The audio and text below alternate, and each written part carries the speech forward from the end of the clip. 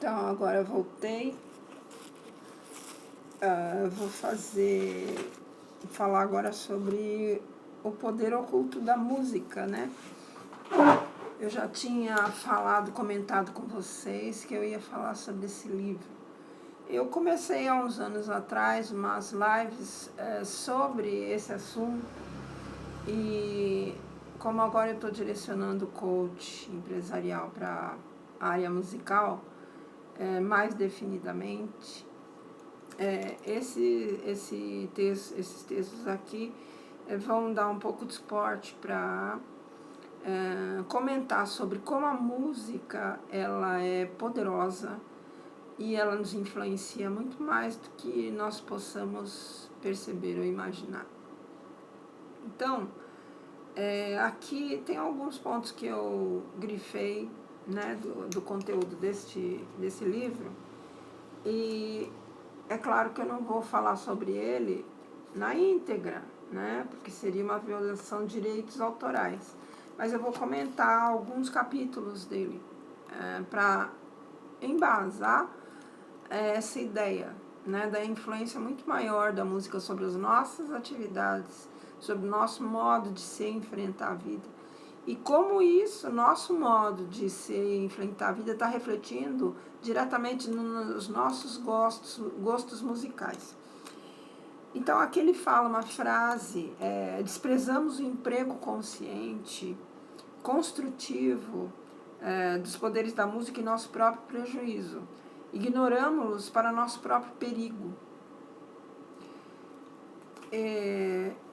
Então, ele fala que as civilizações antigas, elas eram muito conscientes do poder da música, muito mais do que nós somos hoje, apesar de estar muito latente o reflexo da sociedade em cima dos gostos musicais, culturais que essa sociedade reflete, né?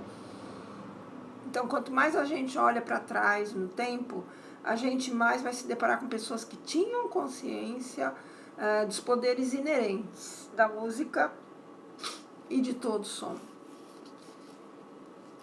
Então, nessa sociedade que a gente está ainda materialista, né? Se bem que agora, depois dessa coisa do Covid, muitas e muitas pessoas estão se questionando sobre suas crenças, sobre seus hábitos, seus modos de ser e agir, né? Essa parada refletiu muito, justamente como se a gente estivesse numa corrida, cada vez mais aumentando a velocidade dessa corrida, e finalmente aconteceu algo externo que fizesse a gente parar para refletir antes de continuar nessa coisa doida, né? Que a gente estava indo sem tempo para nada, sem tempo para a família, vivendo muito mais por reflexos do que por consciência. Então, voltando ao passado, né? A gente fala, ele fala aqui, né? O que dirigia Pitágoras nas pesquisas através da qual ele descobriu que a música pode ser reduzida a números e relações matemáticas, e o universo inteiro e todos os fenômenos dentro dele também podem ser explicados nos mesmos termos, dos mesmos números e relações matemáticas especiais encontradas na música. Obras de arte, obras de arquitetura, tudo. A compreensão pitagórica da música era muito mais do que apenas materialista.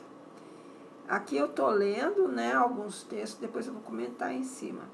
E esse tipo de compreensão é lamentavelmente raro hoje em dia. Uma vez eu estava assistindo a uma TV Escola. Então, de final de semana, eles passavam muitos vídeos sobre matemáticos antigos, arquitetura e arte. E é impressionante como você vê eles mostrando a relação matemática da arquitetura antiga, onde não se tinha desenvolvido essa ciência arquitetônica ainda, era tudo muito intuitivo. Tinha os sábios da época, mas depois foi evoluindo, né? E mesmo naquela época é impressionante a precisão com que tanto as obras de arte, as pinturas e a arquitetura, elas apresentavam de similaridade, né? Entre similaridade e proporção, né? Como que elas eram perfeitas, mesmo que muitas vezes feitas intuitivamente por gênios. Então, nós descobrimos alguma coisa dessa chama, sempre jovem da sabedoria eterna, preservada na pequena minoria dos músicos, que ainda agora aliam o conhecimento acadêmico e a experiência prática da música a um genuíno e sério desenvolvimento espiritual interior.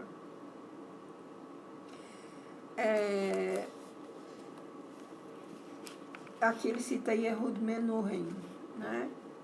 Como musicista e como ele se utiliza da arte musical para o desenvolvimento espiritual interior. E nas improvisações do tema e variações de Yehud Menuhin, ele coloca que como tem um brilho profundo e pitagórico de introvisão nas sentenças iniciais, né, do livro de Yehud Menuhin, tema e variações. Então, ele expressa o significado interior das artes, tonais, em termos tão explicitantes e verdadeiros e, no entanto, tão oniabrangentes. Então, a definição de Yehud Menuhin. A música cria ordem a partir do caos, pois o ritmo ele impõe unanimidade ao divergente, a melodia impõe continuidade ao desconhecido e a harmonia impõe compatibilidade ao incongruente. Não é desconhecido, é continuidade ao descozido, aquilo que ainda está cru. A melodia ela vai impor a continuidade e a harmonia ela vai impor combinação àquilo que não combina. Ela faz a base, né, a harmonia. Desta arte, a confusão rende-se à ordem e ao ruído, à música. Então, ele fala, desse modo, a confusão, o caos, ela vai se render, ela vai obedecer à ordem e o ruído, à música. E à medida que nós, através da música, alcançamos uma maior ordem universal, que repousa sobre relações fundamentais de proporção geométrica e matemática, o tempo meramente recebe uma direção e é dado poder à multiplicação dos elementos e propósito à associação.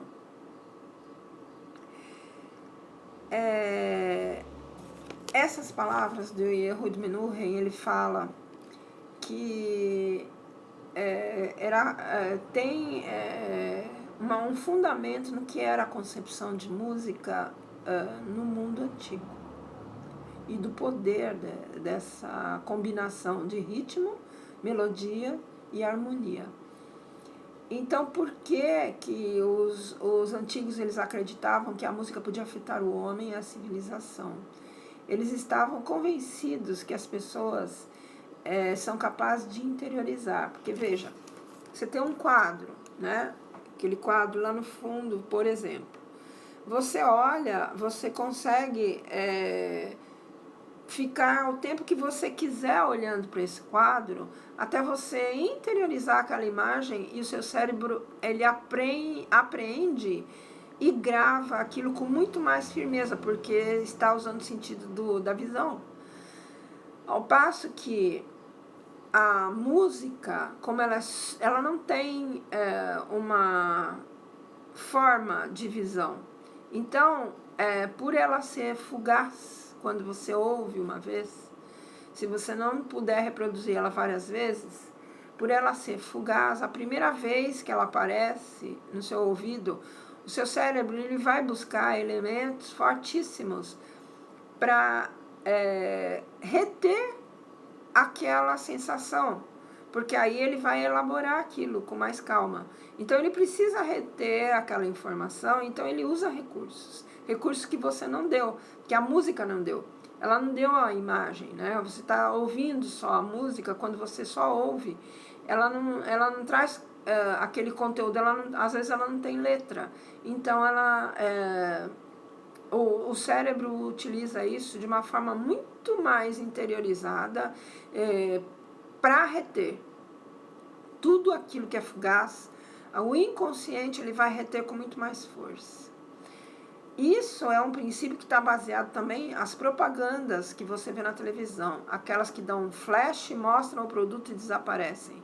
O cérebro ele retém isso, ele tem formas de reter isso de forma muito mais profunda, porque foi tão rápido, ele usou algum recurso dentro do nosso potencial cerebral que reteve aquilo dentro do cérebro muito mais forte do que aquela imagem aparecesse por horas, ou por 5 minutos, ou por 30 segundos, porque é muito rápido quando eles usam esse recurso, eles aparecem a cena e some. Então impressiona o cérebro porque ele fotografa e ele retém aquilo. Por isso que eles usam esse recurso para vender o produto, para ficar embutido e você não percebeu, ficou embutido no seu inconsciente e você vai procurar por aquele produto.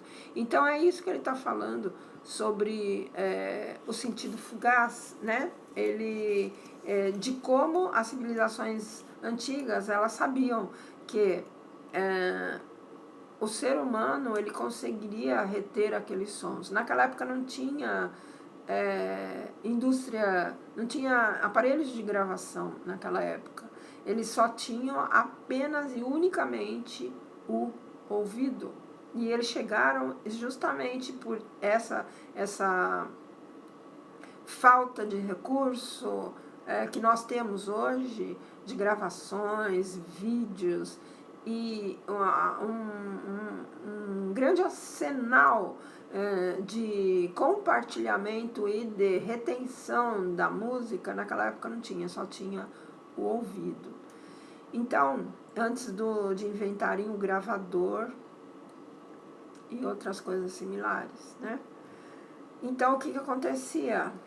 O nosso cérebro ele tinha um trabalho muito maior e ele fotografava, ele gravava esse som, né? Antes da gente ter qualquer sistema de gravação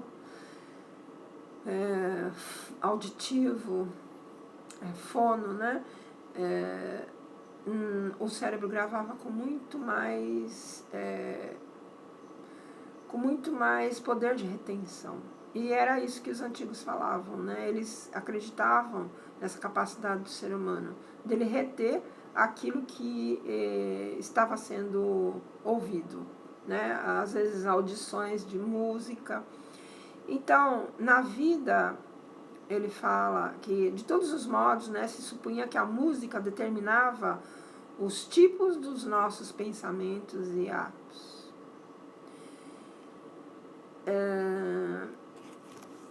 Como na música, assim na vida, é um axioma, né? E nesse axioma, segundo o qual a consciência de toda a civilização, de acordo com o estilo de música que ela ouve, ela se molda. Então a música tem alguns itens que eu gravei nessa parte do texto, a música como molde para a sociedade, né? Tinha o Shukin, era um imperador, né? Aliás, o texto Shukin, ele diz que tinha um imperador, Shishun. Ele percorria os diferentes territórios para analisar as alturas exatas das notas musicais. Então, ele queria controlar a eficiência do governo dele, governo central. E ele dava uma volta, todo mês ele dava uma volta pelo reino, e ele queria ouvir o tipo de música que o povo estava cantando ou executando. Então, quando ele voltava das audições que ele tinha, ele pergunta que será que ele ia traçar normas de vida, examinar a economia ou o estado de opinião pública. Ele não fazia isso, ele desconhecia esses métodos e mesmo que ele, mesmo recorrendo a alguma coisa parecida na época, isso, deixa eu ver em que época que era.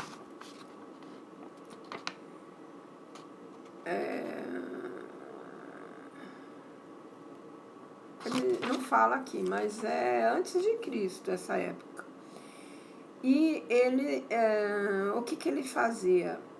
Ele mandava, primeiro que ele não acreditava em forma mágica, ele não era assim, ele não acreditava que a música era uma coisa mágica, uma coisa que não pudesse ser apalpada ou pelo ouvido ou pelos sentidos. Ele não acreditava nisso, que era uma coisa mágica.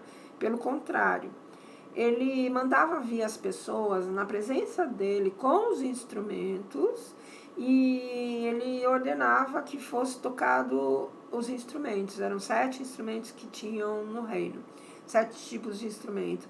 E em seguida ele ouvia as canções populares. As canções populares do local. Daí a importância de cada cidade, cada região, continuar cultivando esse tipo de música que passa de pessoa para pessoa. No nosso caso, no Brasil, quem fez isso foi Villa-Lobos. Na Hungria, eles musicalizam toda a população, que é um país muito pequeno em relação ao Brasil. Mas por isso que é a facilidade de uniformizar. Todo bebê já começa sendo educado com músicas folclóricas. No caso, para nós, seriam as músicas de roda, as músicas no Nordeste, tem músicas lindíssimas, populares, com letras únicas, letras que falam do costume do local. Isso a gente não tem mais quase no Sudeste, se bem que nas escolas eles ainda têm. Se são escolas bem formadas, elas têm essa parte musical e elas sabem da importância disso para a formação de um ser. Ele ter as músicas que falam dos seus modos de vida, de onde ele vai crescer, isso é como se você estivesse aumentando e fortalecendo as raízes de quando esse adulto já for inserido na sociedade, como essas raízes devem estar fortes para que ele tenha valor, para que ele tenha valores, para que ele tenha como se posicionar como uma pessoa construtiva, uma pessoa que tem missão, né, que leva a sua vida de uma forma construtiva.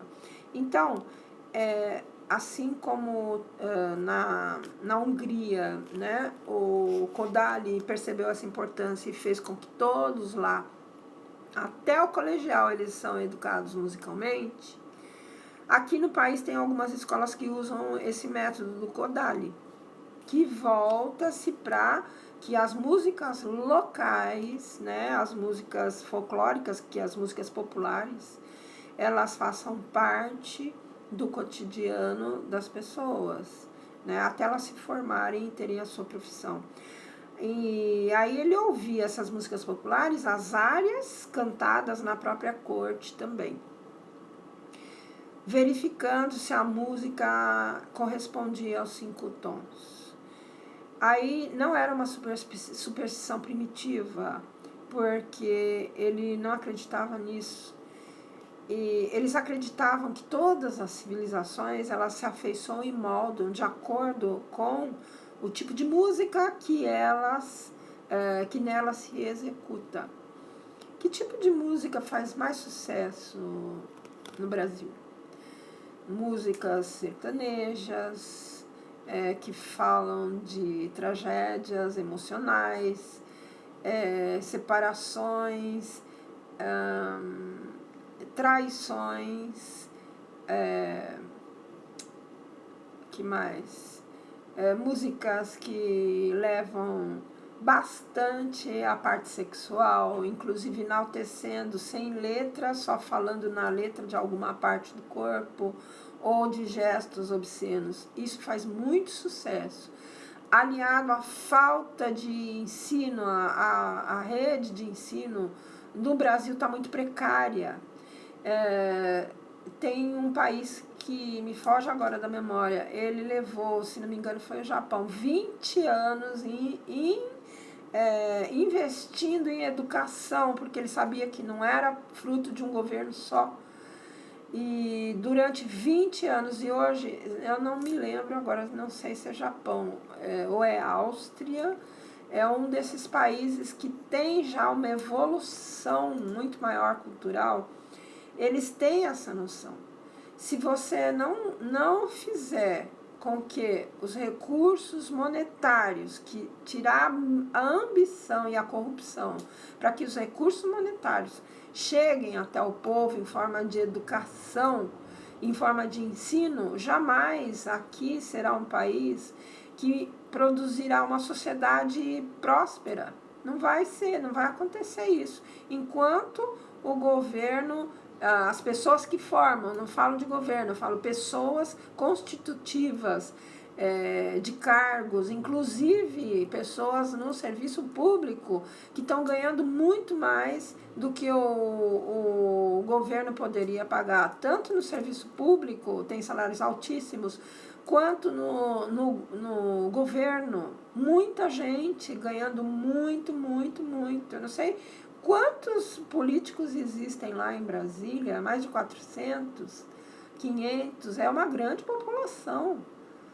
E lá em Brasília, os outros cargos, tem outros cargos altamente remunerados. Aí eles justificam, é porque a exigência é maior do funcionário, mas escuta, onde está, nesse sentido, eu não sou socialista não, que tem que dividir tudo igual, não dá, mas tem que dar educação para o povo conseguir ganhar melhor.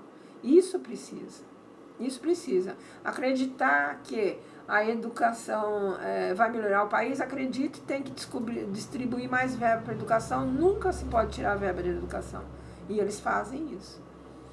Mas não tiram do bolso deles e de quem está ganhando exorbitantemente, sustentado pelo governo, eles não tiram. Então, nunca vai se chegar a desenvolver a educação se continuar dessa forma. A parte educacional, ela é primordial em qualquer país. Em qualquer país que tenha noção da importância da cultura para um povo, da importância que isso faz para o crescimento de uma nação. E aí, continuando aqui, eles acreditavam, em particular, que todas as civilizações se afeiçoam e moldam de acordo com o tipo de música que nela se executa. Por exemplo, se a música for muito vigorosa, muito militar, os vizinhos dessa nação, eles têm que se precaver. Porque esse tipo de música vigorosa e militar, ele dá uma outra característica, um outro tom para quem ouve isso constantemente, né? Instigando o quê? Poderio sobre o outro, instigando luta, instigando batalhas. E se você mudar o estilo de música ouvido pelo povo, isso eles acreditavam, isso levaria inevitavelmente a uma mudança de propósito do próprio estilo de vida da pessoa. Então, se esse imperador chinês antigo, né, esse imperador Shun, se ele andasse pelo reino e ele descobrisse que os instrumentos dos territórios eles estavam diferentes, um afinado diferente do outro, ele chegaria à conclusão de que os territórios começariam a ficar diferentes uns dos outros. Isso quebraria o quê? A unidade desse território. O Brasil ele é muito muito produtivo em termos de cultura, em termos de arte. Ele é muito criativo. Mas, se você morar um tempo no Nordeste, você vai ver que os costumes e a raiz do povo lá é muito mais forte, muito mais original do local. E ela é muito, muito diferente do Sul, do Sudeste, o Norte e o Nordeste. O que aconteceu durante 10 anos nesse país? Ganhou um dirigente, que a gente sabe hoje que foi preso, ele foi solto, as ideias dele completamente avessas, a metade, pelo menos a metade do país naquela época, ele comprou a outra metade do Nordeste, dando um monte de facilidades que deixam muita gente largar o próprio trabalho, porque não precisava mais trabalhar, devido a essas facilidades que ele deu. E ele percebeu, ele calculou. O Nordeste era uma grande soma de pessoas. Ele trabalhou a divisão entre Nordeste, Sul e Sudeste. Norte, Nordeste, Sul e Sudeste. Ele trabalhou. Ele foi em cima, o governo dele trabalhou em cima dessa divisão. Ele quebrou no meio, justamente para não ter a força de resistência. E aí que está a questão. Não tem educação, não tem unidade, que agora esse presidente, querendo ou não, ele conseguiu de novo unificar através da parte espiritual. Então, isso é muito forte no povo brasileiro. Graças a Deus, porque de uma certa forma, tirando aquelas religiões que embotam muito a mente das pessoas, o povo brasileiro tem muita fé e é muito ligado a Deus. E é isso que ainda está fazendo com que esse país não quebre de uma vez. Porque passar pelo que esse país passou durante 10 anos, com alguém no poder que era completamente avesso a qualquer tipo de crença, né, espiritual, no caso, apertou a mão de pessoas que eram verdadeiros torturadores internacionais, ele representando o Brasil e fazendo isso. Torturador mesmo, que na época estava sendo condenado por todas as sociedades no mundo. Eu não lembro agora o nome dele, acho que já foi até executado. E ele ia lá e na cara dura apertava a mão. Ele tinha uma briga com o povo do Sul e Sudeste, né? E se reforçava no Nordeste, e no Sudeste tem muito nordestino, né? Então ele fez isso calculadamente para ficar no poder durante tanto tempo. E levou o Brasil a uma miséria que foi agora, de 2016 para cá. Né? Eu senti isso muito porque eu estou no interior do país, né? Então eu senti bastante. Nas cidades pequenas isso foi terrível. Empresas indo embora, entende? Aí foi o caos. E é isso que eu estava lendo aqui sobre a unidade musical de um país. Ela tem a ver com a sua unidade de princípios. Agora, o que eu vejo muito comum nesse país, como eu falei, são músicas sertanejas, músicas que infelizmente retomam muito as separações, retomam muito a traições, tragédias. Oi, tudo bem? A Nízia, o Ivieira e Sakura, né, que estão aí. Então, a nossa música, se você for pensar, o que o Brasil ouve de música, se resume a isso: músicas sertanejas ou músicas que falam exageradamente de sexo, e algumas dessas pessoas, alguns desses compositores chegam até a cometer suicídio.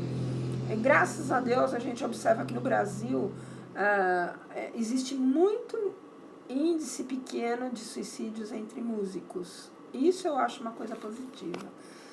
Mas se a gente parar para olhar a maior parte do nível de letra e música que está tendo no Brasil, ele explica um pouco essa decadência e essa ignorância. Então, uma coisa alimenta a outra. O povo se alimenta de coisas superficiais, de coisas muito cotidianas, sem profundidade, e que enaltecem, às vezes, o pessimismo. E, por outro lado, as pessoas que têm, praticamente a maior parte do povo brasileiro tem religião, eles se nutrem o quê? De valores nas religiões onde eles frequentam. É isso que segura. É isso que segura o quê? A constituição desse povo. Porque se a gente fosse pensar, como nessa época da China com esse imperador, no tipo de música e no tamanho da extensão do Brasil, já estava muito pior isso daqui. Então, esse presidente que surgiu foi eleito com quase nenhum recurso na sua campanha, o que ele conseguiu? A união que já existe no país, que é a fé em Deus. Esse país, a gente pode dizer que tem fé em Deus, a maioria. E é por isso que ele conseguiu. Mas ele não fez isso. Eu não sinto que ele tenha feito isso de uma forma calculada, certo? Pode até os opositores dizerem isso, mas tem muitas religiões diferentes. O que existe de comum é a fé, não são religiões, é a fé. E ele pautou a campanha dele não na própria religião, mas na fé. Ele representava o quê? Ele falava, eu tenho religião, ele se mostrava uma pessoa religiosa. Então, não é uma questão de religião, é uma questão de fé. Fé espiritual que faltou no dirigente anterior. Por isso que ele ganhou dessa vez. Querendo ou não, os opositores têm que aceitar que o Brasil não vai dar certo com alguém que não tenha uma fé espiritual, seja ela da religião que for, não vai dar certo. Não vai dar certo. Se for uma pessoa totalmente materialista e sem essa representatividade espiritual, não vai conseguir reunir o povo. Você só tem força quando você reúne o povo. Na live anterior, vocês vão ver como é que a letra de música que eu analisei, conseguiu unir e fazer tanto sucesso no mundo. Falando do quê? De fé, de amor, de coração, como você cria com o seu coração e não com a mente. Isso, gente, é a coisa mais importante que um país, um empresário, um músico tem que entender. Não se atinge uma grande quantidade de pessoas se você não usar a inteligência emocional, que o coração é 5.000 vezes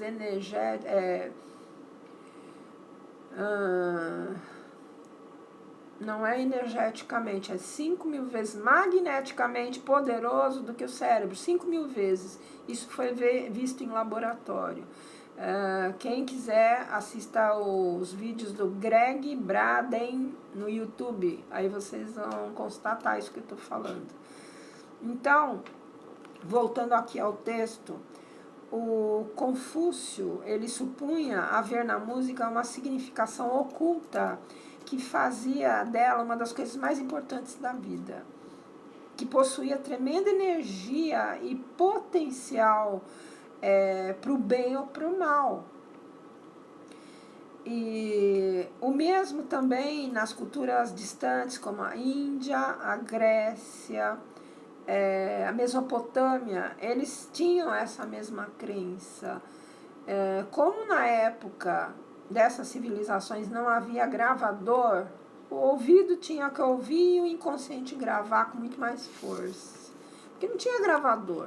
Você não tinha, eu vou ouvir essa música a hora que eu quiser. Não tinha isso na época. Dependia exclusivamente, inclusive dos instrumentistas desses locais, que, por sinal, eram muito valorizados, né, por esse motivo. Então, mesmo civilizações distantes, né? A Índia e a Grécia, uma distante da outra, elas tinham o mesmo conceito, né? Do poder que a música tem de influência. Então, eu pensando assim, eu pergunto, você ouve música instrumental? Você ouve Beethoven? Você ouve Mozart? Você ouve Bach? Aí você vai pensar, mas isso aí é muito parado, dá sono. Porque você não está acostumado, porque aqui no Brasil, nas rádios, não toca esse tipo de música.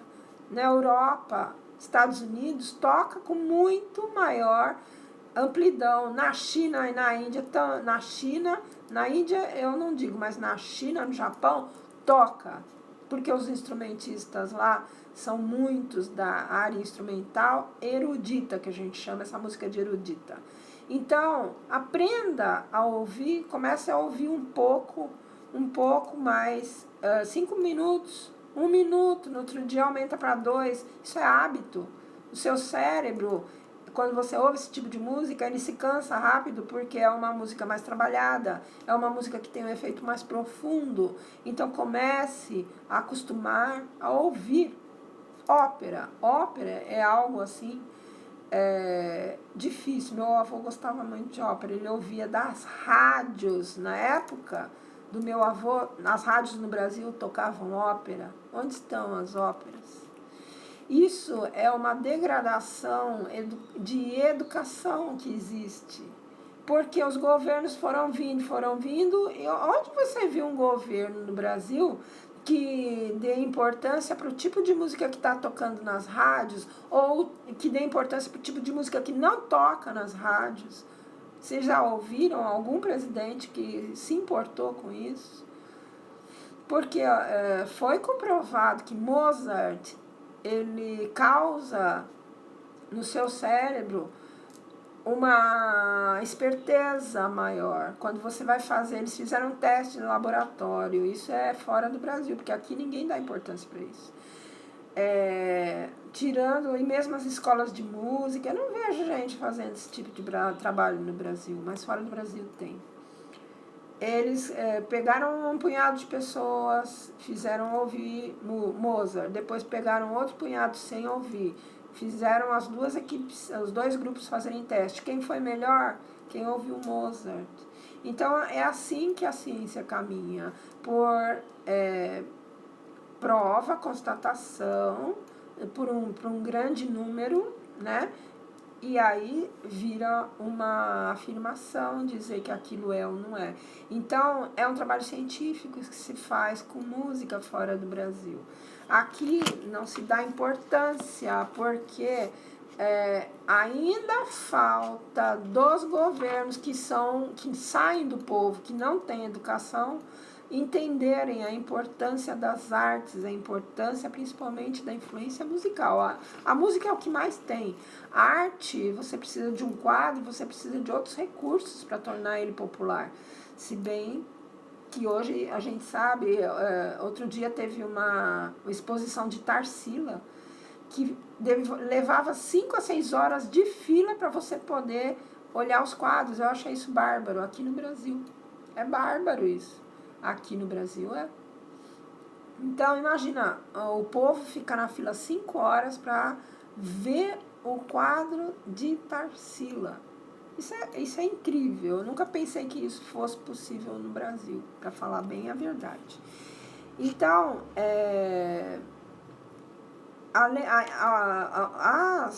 essas civilizações, elas não concebiam como hoje se concebe, como a música sendo uma arte escassa de importância, que não tem importância prática, né? Ao invés disso, eles afirmavam ser a música uma força que é capaz da gente sentir e que pode ser aplicada com o fim de criar mudança para melhor ou para pior no caráter do indivíduo. Eu não faria isso porque é uma crueldade, eu acho. É um excesso de poder. Mas, se de repente o governo instituísse que nas rádios só se tocasse um certo tipo de música instrumental e erudita, eu tenho certeza que um mês depois esse povo estava com outra cara. Tenho certeza absoluta. Como nação, isso seria repito, seria uma atitude ditatorial. Isso não se faz, não se deve fazer. Mas eu tenho certeza que se isso acontecesse, daqui a um mês esse povo estaria completamente diferente e mais lúcido. Porque, gente, a música, querendo ou não, eu vi com os meus alunos, ela trabalha, ela mexe com os seus neurônios. Por isso que precisa se analisar bem o que você está ouvindo, porque música sem letra, eu estou falando, imagina a música com letra. Ela vem com aquela força, se vocês assistirem o vídeo anterior, vocês vão entender o que eu estou falando. Ela vem com aquela força de harmonia e ainda vem com letra. Isso vai grudar no seu inconsciente de uma forma que você não imagina. Por isso, inclusive, letras muito superficiais, que tem uma frase só, nunca mais você esquece. Aquelas músicas da garrafinha, eu tirei da minha cabeça porque eu ouço de tudo, eu estou sempre estudando. Mas tem gente que nunca mais esquece um certo tipo de música, ela gruda na sua cabeça e às vezes você nem gosta da música, você ouve uma vez, ela fica o dia inteiro repetindo na sua cabeça. Todos vocês aqui já deve ter acontecido isso com vocês. Por quê? Porque ela é simples, ela tem uma melodia e uma harmonia por trás dela, e isso tudo, sem você querer, fixa no seu inconsciente. Isso também acontece com imagem, na televisão, se ela tiver com som e imagem, vocês não imaginam o que faz no cérebro de vocês. Então, a gente precisa aprender a entender essa importância e passar para frente para as pessoas que a gente conhece. Se vê uma pessoa ouvindo aquela música escrachada, convidando você para trair seu marido, convidando você para, mostrando isso que é uma coisa bonita, que é uma coisa gloriosa, alerta essa pessoa, olha, isso daí está entrando no seu inconsciente, é isso mesmo que se pretende? É porque geralmente quem vai escutar esse tipo de música é porque tem afinidade com aquilo. Esse que é o problema. Mas, muitas vezes, ela vai se colocar numa situação que depois é difícil sair. E ela usou aquele recurso para ainda fixar mais ainda isso na cabeça. Veja como é importante, como seria importante, não uma censura, mas um trabalho de educação que fizesse o povo escolher coisas boas e não fomentar a indústria da desvalorização, a indústria da desconstrução de caráter, né? Então, música instrumental, tem música instrumental que outro dia eu estava ouvindo, eu quase morro. Começou a me dar um mal-estar tão grande, o improviso que o músico estava fazendo. Ele estava colocando toda a energia interior dele, que não devia ser boa, porque estava me dando uma agonia aquele improviso.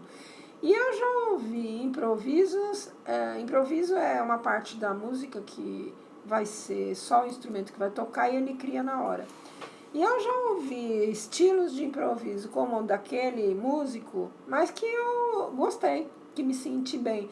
Então não era a estrutura, mas a energia que estava vindo daquele músico. Isso fica gravado no CD, fica gravado aonde você ouvir. O primeiro conselho é, ouviu esse tipo de música, raciocina e muda aquilo que você está ouvindo. Não é porque todo mundo acha maravilhoso que você tem que ficar na moda e ouvir algo que, principalmente no Brasil, que não te passa nada de construtivo, né? E não te alivia na hora que você precisa. Ele não te traz alegria, não te traz bem-estar. Ele ratifica o seu estado, às vezes, de tristeza, de desespero, aflição, revolta. Tem muita música que instiga a revolta. Então, cabe a você, né, que é o ouvinte, e a você que é produtor, que tem gravadora, ver qual é a missão, visão e valores da sua vida, o que você quer para você, o que você quer passar para o público em termos de produção. Você como gravadora, o que você quer em termos de missão, visão e valores, sem pensar só nisso, o que você está passando para a sociedade? Você é responsável também. Você que investe, né, nesse tipo de produção. E muitas vezes aquele que está produzindo alguma coisa muito mais criativa, muito mais construtiva, ele não é apoiado. Porque você que é produtor, você que tem gravadora, você vai pelo mais fácil, né? Você vai por aquilo que você sabe que vai ser sucesso, né? Abaixa aqui na garrafinha e sai rebolando, isso vende pra caramba. É o mesmo isso que você vender um produto altamente tóxico, mas que ainda não foi descoberto, que é tóxico, para crianças, né? Porque um público que não tem consciência, por falta de educação, que não está sendo investido em educação para esse povo ficar mais consciente, eles são crianças. Crianças na mão dos produtores. Então, fica aqui a pergunta: será que a missão, visão e valores, você ouvinte para a sua vida, você está consumindo o tipo de música que vai te trazer uma felicidade maior, uma construção maior? E você, produtor, que está investindo naquilo que é mais fácil, que vai deixar você milionário, e renegando aquele que precisa de apoio, que está fazendo uma coisa mais construtiva a longo prazo, que vai te dar mais felicidade como resultado de promover uma civilização, só que vai te dar, a princípio, menos dinheiro. Mas imagina se todos os produtores resolvessem agora apoiar o construtivo, apoiar a música instrumental bem feita, apoiar músicas que têm um efeito mais saudável. Imagina o resultado disso. Então, fica aqui, né, essa ideia. O livro, eu vou continuar usando esse livro para falar algumas ideias. E com reflexões para a nossa época de hoje. Cuide do tipo de música que você alimenta o seu cérebro. Cuide do tipo de música que você alimenta a sua vida. E o efeito que está trazendo emocional para você.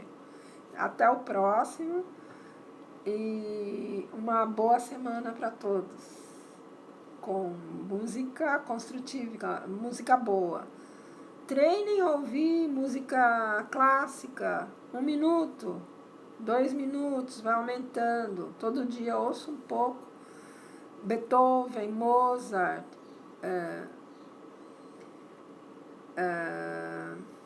Handel, Bach é sensacional, Bach é maravilhoso e muito ligado à fé espiritual. Então, até o próximo e fiquem com Deus.